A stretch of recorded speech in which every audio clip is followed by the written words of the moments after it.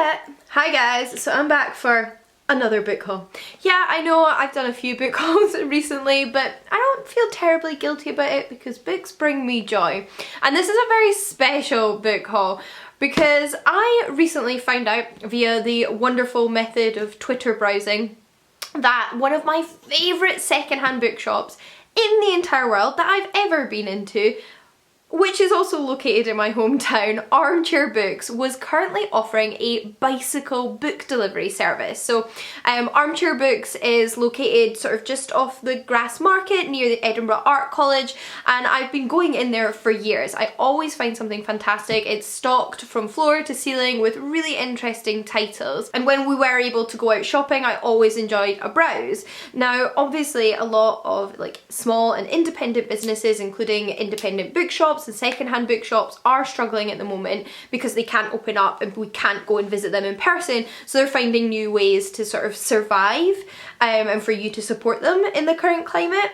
One of the ways that Armchair Books is doing this is that they are, like I mentioned, doing a bicycle delivery service. So I thought this was so much fun. Basically how it works is if you're based in Edinburgh, then they are taking your orders over email as well as your address, and if they feel they're able to cycle from their shop to your address, they will come and bring your book order to you. So basically I emailed them the books I was interested in, they phoned me up and I paid for them over the phone, and then literally 2 days later an absolutely wonderful bookseller came and dropped this little pile of books off on my doorstep. I talked to her through the window and it was just such a lovely experience. Equally, because one of the things that Armchair has done is that they've posted photographs of all of their bookcases on their website, so it's not just a matter of like searching for something by typing in the title.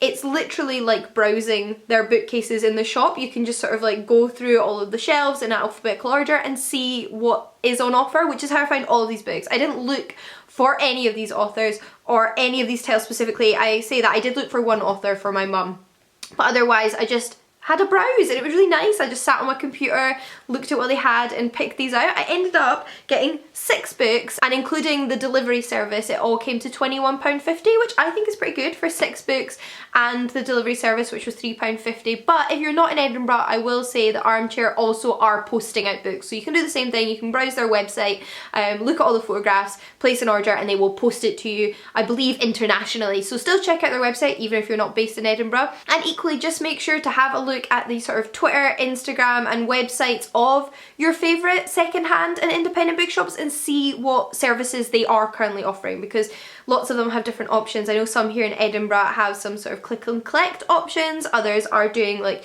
bicycle delivery services like Armchairs, others are using Royal Mail. So just have a look, see what you can do to get some sort of books into your home during this period and get some reading done. But with that being said, I'm going to show you these 6 books I picked up. So the one I'll mention first is actually the one that my mum requested, and we looked up this author, and it's Georgette Hare. So these are sort of like historical romance adventure novels. I read one of Georgette Hare's novels right at the end of last year, and my mum read it after me and really enjoyed it, and since then she's been picking up some more of her books because she just finds them so like sort of light and fluffy and endearing and escapist and relaxing when, you know, life is busy and hectic, etc. And they had 2, so we decided to go for 1 because we don't want to like steal all the Georgette Hare. But that is False Colours, which is about the Honourable Christopher Fancourt, and it's set in 1817 when he's startled to find his entrancing but incorrigibly extravagant mother on the brink of financial and social ruin, and more than alarmed to find that his identical twin, Evelyn, has disappeared without a trace. The unfortunate Kit Fancourt is forced into an outrageous masquerade by the tangled affairs of his wayward family. His rigid uncle, the surprisingly wily Sir Bonamy Ripley, the formidable old lady Stavely, and Evelyn's betrothed Cressy. But in the face of Evelyn's continued absence, Kit's ingenuity is stretched to its limit, and it just sounds like a bit of a rip-roaring adventure, and I may very well read this one myself, which is why I'm also mentioning it here, because I did enjoy the other Georgette Hare I read, which was called The Corinthian. Now these books are set in the 1800s but were written sort of in the early to mid 1900s, so they're not modern novels but they're also written after the time period they're set in. But yeah, my mum requested that. And then I picked up a book which is kind of for me and my mum because it overlaps in our tastes, and that's Murder Underground by Mavis Doriel Hay. And this is one of the British Library crime classics. So the British Library have a line that they publish of sort of classic crime novels, kind of in the vein of like Agatha Christie, cosy mysteries for different historical time periods. And this one came out first in 1934. Basically what I did was look through the bookcase photographs, as I mentioned, and keep an eye out for these spines because they're quite recognisable. They come in lots of different colours, but they all have the same sort of format. And I've recently been really enjoying my sort of mystery novels and TV shows. The reason I went for this one though is basically the title, Murder Underground. I really love the London Underground. I just like, I'm one of those people that just thinks the whole thing is incredible and fascinating, and I love getting on the tube. Even in Musher, I don't mind it so much. I'm just like a little bit of a tube fanatic. I don't know, maybe it's because I didn't grow up with the London Underground, but basically anything to do with London Underground I love. Even if it's a murder mystery where the murder takes place in the Underground, that's still something I'm interested in, especially in a historical period, because I might get some little insights into the London Underground in the 1930s, which would be interesting. Other than that, I don't really know much about it. It's about the murder of Miss Pongleton, who's found murdered in the stairs of Belsize Park Station. However, her fellow boarders in the Frampton Hotel are not overwhelmed with grief at the death of a tiresome old woman. Harsh.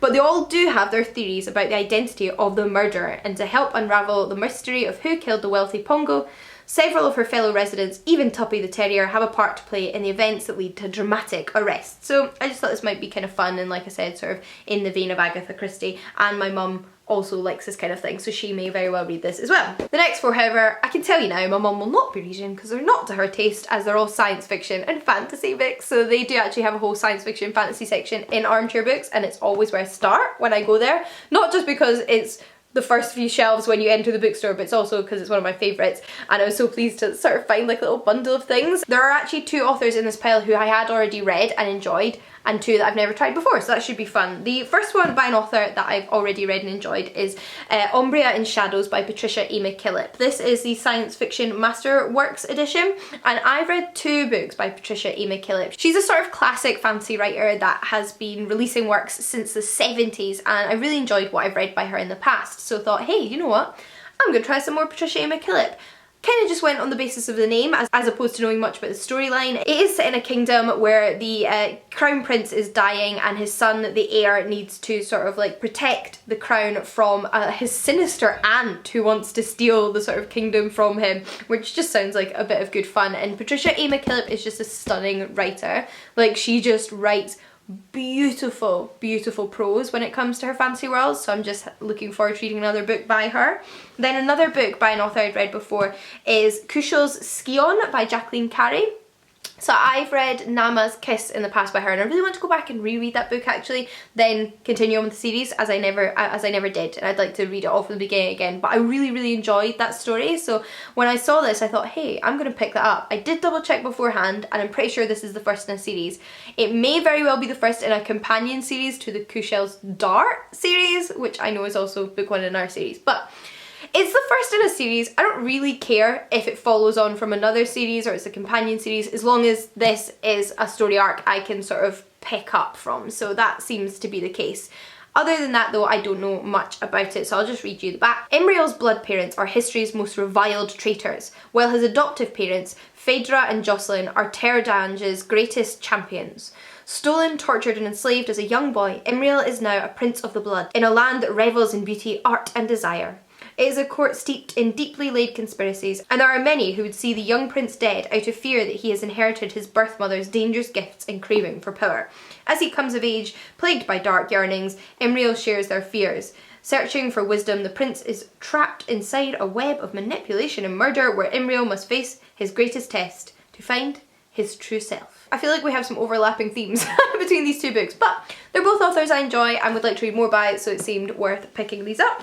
And then the two authors I'd never tried before, one of which is actually surprisingly a science fiction novel. And I definitely read a lot more fantasy than sci-fi, especially classic sci-fi, which I think this is. This is The Disappeared by Kristen Catherine Rush, and this had really good reviews when I looked it up, and it seemed like it might be a fun place to jump into this genre and this author with. And even better than this just being a science fiction novel is I think it might be a bit of a crime science fiction novel. Our main character, although this is set in a futuristic space setting, is a policeman. He's a cop. And I believe the book opens with a little bit of a murder scene that he has to then sort of go on a quest to solve. Nothing ever goes quite to plan though, does it? And I think he ends up like banding together with this female outlaw, and maybe there's a romance between them, I'm not sure, but it just sounds like a bit of fun, a sort of mystery set in space.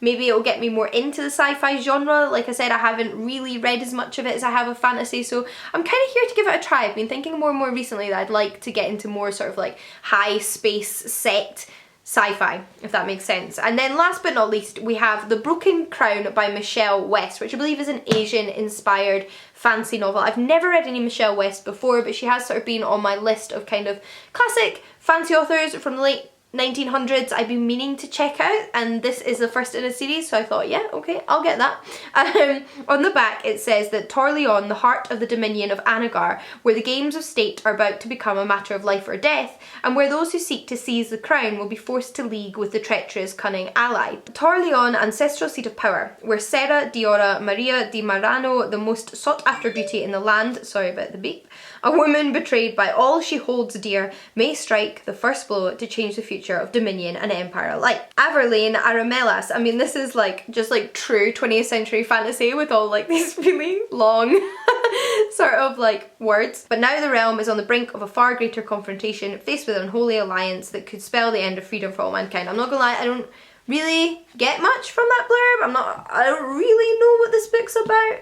But like I said, I do want to try some Michelle West, so I thought, hey, I will give it a shot. Actually, I think I just like this summary sentence on the front better. I think it sort of does more for me and appeals to me more. It says, Dominion and Empire, would she prove a helpless prize in their games of power, or the most cunning player of all? See that I want to read. Are you a prize or are you a player? I want to find out. So yeah, these all just sound really fun. I feel like it was such a good little haul. It was so much fun to browse online and then have them be delivered by bicycle. I think that's such a great system in these current times, so I'm really grateful to Armchair Books for remaining open, and I just wanted to do a separate video entirely dedicated to hauling these books in order to just sort of shout them out and kind of like let you know that you can support them if you're able. But yeah, of course, as always, I'd love to hear if you've read these books or are interested in reading these books, and I'd also love to hear about any sort of independent bookshops or secondhand bookshops in your area that you know are doing similar services, and maybe others local to you might see them in the comments and be able to check them out. It might just be nice to sort of like share a little bit of support for smaller